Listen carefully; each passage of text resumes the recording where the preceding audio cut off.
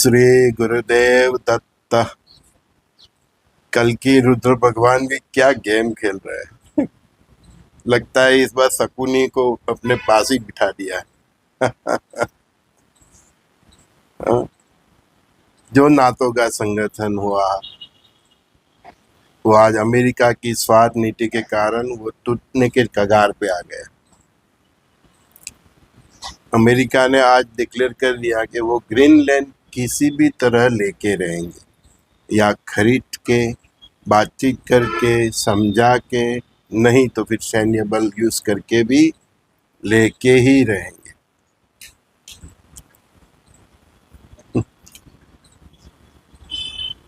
Denmark ने बोल दिया पहले गोली चलेगी फिर बातचीत होगी। फ्रांस और जर्मनी का भी स्टेटमेंट आ गया कि हमारी अलायंस का एक मेन हिस्सा वो आज हमसे अलग थलग बात कर रहा है। उसकी पॉलिसी हमारे ही अगेंस्ट हो गई। इधर ईरान ने भी डिक्लेयर कर दिया है कि मैं रेडी हूँ। उसने भी नॉट ऑन डिक्लेयर कर दिया है। He is also on the edge of war.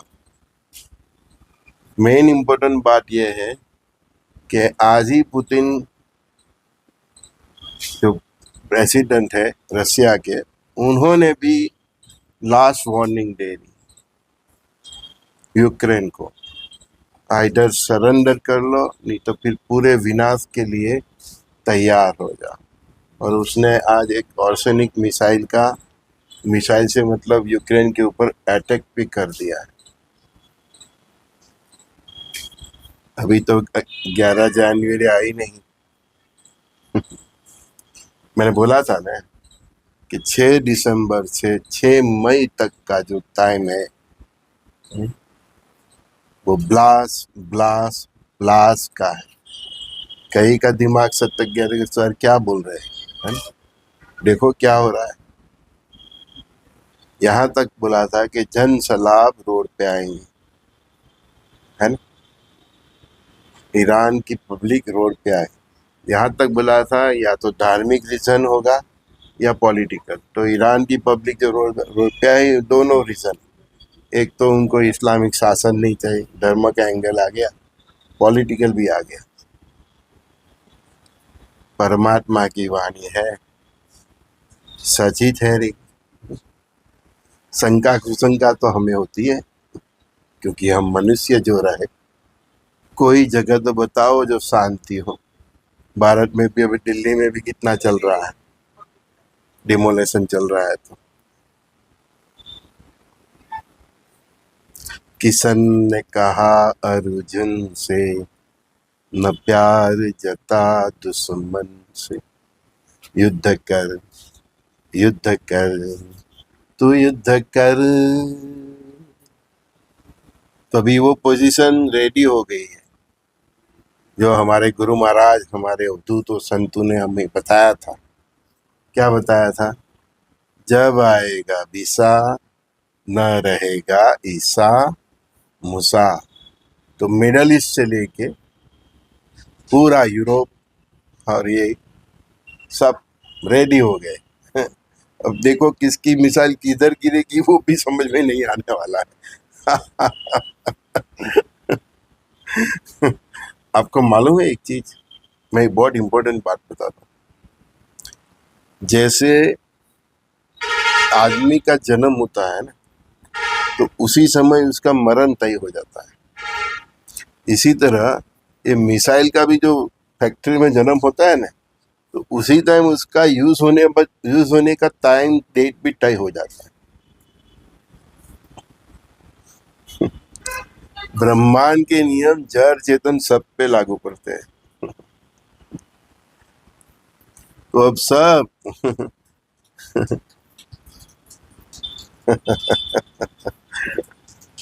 धर्म की स्थापना कभी धर्म से होती ही नहीं। धर्म की स्थापना के लिए थोड़ा अधर्म भी करना पड़ता है और ज्यादा युद्ध भी करना पड़ता है। अब अच्छी अच्छी बातें बताओगे तो धर्म की स्थापना नहीं होगी। धर्म से धर्म को कंटिन्यूस रखा जा सकता है, लेकिन जब पूरी जगह, जब पूरे संसार में इतना अधर्म फैला हो, तो वो धर्म की स्थापना के लिए थोड़ा अधर्म और युद्ध दोनों का समन्वय से ही करना पड़ता है। भगवान श्री कृष्ण ने इसीलिए महाभारत के युद्ध जीतने के लिए क्या क्या खेल खेले थे, करना पड़ता है। अधर्म को भी अधर्म से ही हराया जाता है,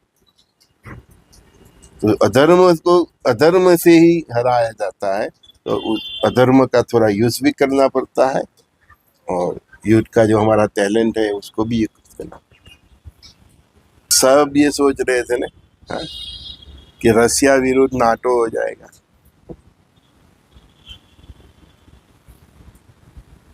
उसके पहले ईसा मूसा ना हो जाए। सब एक्सपर्ट भी कंफ्यूज है। कुछ बोलने से पहले भी सोचते हैं, है ना। लेकिन एक बात कंफर्म है, क्या? सर्वनाश तो होना ही, जहां से शुरू हो ही गया है, बस अपना घटना घटनी बाकी है। अमेरिका ने अपनी डेल्टा फोर्स को भी भेज दिया है, अपने जहाजों को भी भेज दिया है ईरान तक।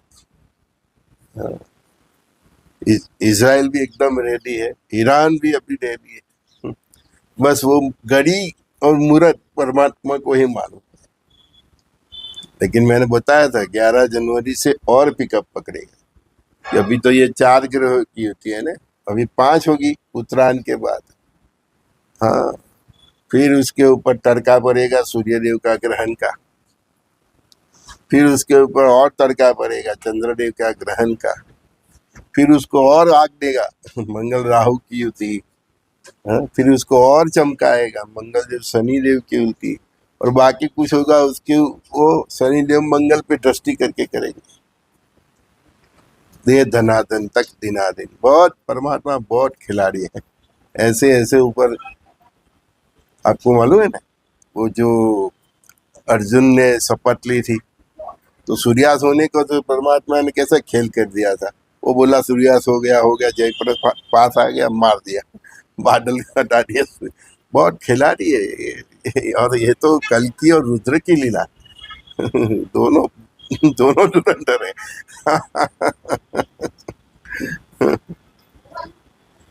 प्रसन्न रहो, जो भी सनातनी है, धार्मिक जीवात्मा है, वह प्रसन्न रहो कि परमात्मा जो भी खेल खेल रहे हैं वो पुनः पुनः इस धरती पे धर्म की स्थापना के लिए ही कर रहे हैं। बस एनआरआई को बोल रहा हूँ, जितने भी एशियन है, चाहे मिडल ईस्ट में है, चाहे यूरोप में है, चाहे अमेरिका में है, गोरी चामड़े के, अपनी एक बैग तैयार रखे, पासपोर्ट भी तैयार रखे, टिकट के पैसे भी तैयार रखे, कभी भी आना होगा, कोई शंका नहीं, कोई शंका नहीं। डर ये है कि जितना देर होगा उतना उनको नुकसान ज्यादा होगा जान माल का।